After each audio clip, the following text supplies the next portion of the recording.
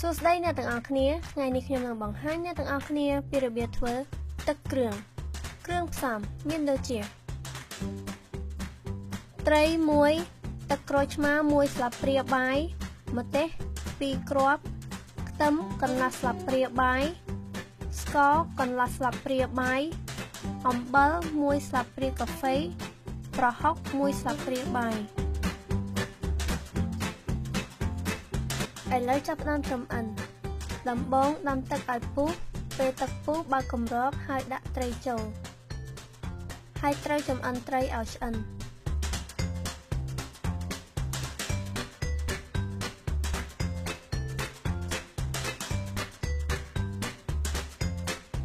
ឥឡូវត្រីឆ្អិនហើយយើងត្រូវស្ងោរដាក់ចានទុកមួយកន្លែង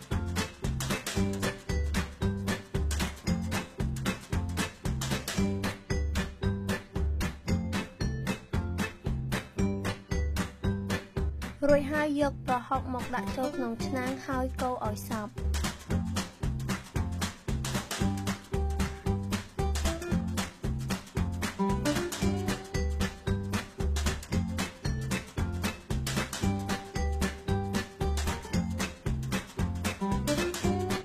ឥឡូវយើងនឹងចាប់ផ្ដើមបេះសាច់ត្រី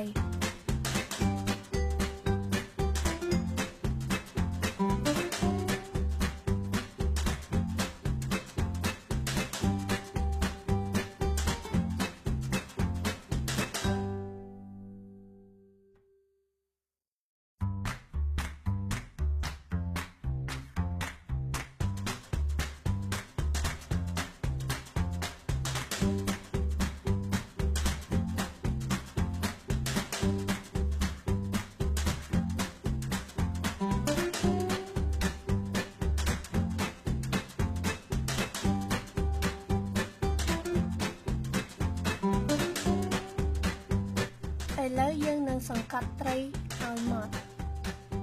ត្រីនេះយើងយកទៅបុកក៏បានយើងយកស្លាបព្រាមកសង្កត់ក៏បាន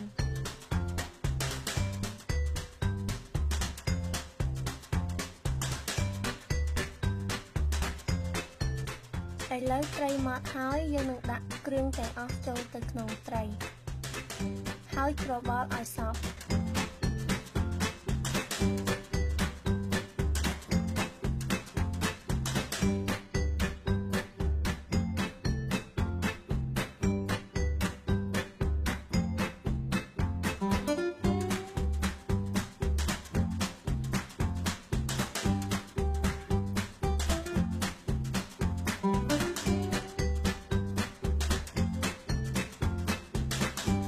ឥឡូវយើងនឹងយកទឹកប្រហុកមកដាក់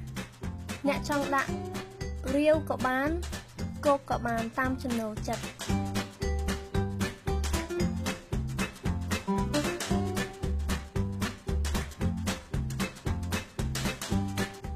រួចហើយយើងនឹងដាក់ម្ទេសជាអំបិលនិងសណ្តែកដីហើយច្របល់ឲ្យសព្វ